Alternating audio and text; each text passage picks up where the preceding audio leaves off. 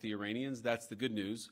The bad news is that we have not reached an agreement, and I think that's bad news for Iran much more than it's bad news for the United States of America. So we go back to the United States having not come to an agreement. We've made very clear what our red lines are, what things we're willing to accommodate them on, and what things we're not willing to accommodate them on. And we've made that as clear as we possibly could, and they have chosen not to accept our terms. Questions? Sir, Nick Robertson from CNN.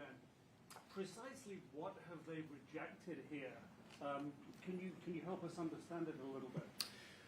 Well, I won't go into all the details because I don't want to negotiate in public after we negotiated for 21 hours in private.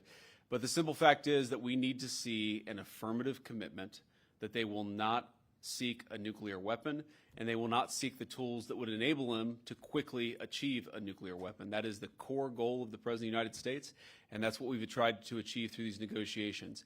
Again, their nuclear program, such as it is, the enrichment facilities that they had before, they've been destroyed. But the simple question is, do we see a fundamental commitment of will for the Iranians not to develop a nuclear weapon, not just now, not just 2 years from now, but for the long term? We haven't seen that yet. We hope that we will.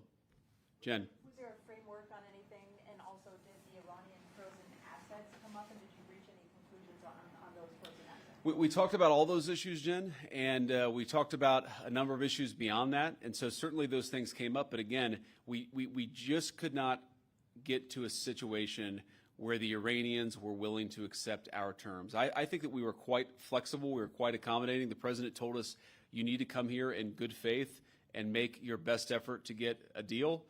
We did that. And unfortunately, we weren't able to make any headway. Preston.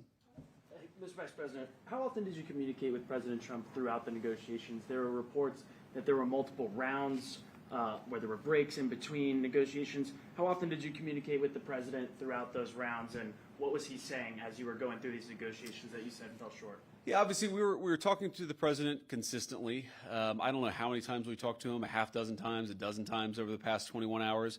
We obviously also talked to Admiral Cooper, to Pete, to Marco, to the entire national security team. We talked to Scott Bessent a number of times. So look, we were constantly in communication with the team because we were negotiating in good faith.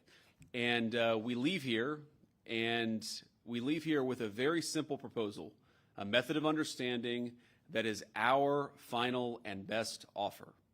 We'll see if the Iranians accept it. Thank you. Mr. Vice President, where does this lead the Strait of Hormuz? Did you going back to Prime Minister Netanyahu at all today? What about the Strait of Hormuz? Did they give you any indication of the Supreme Leader's health?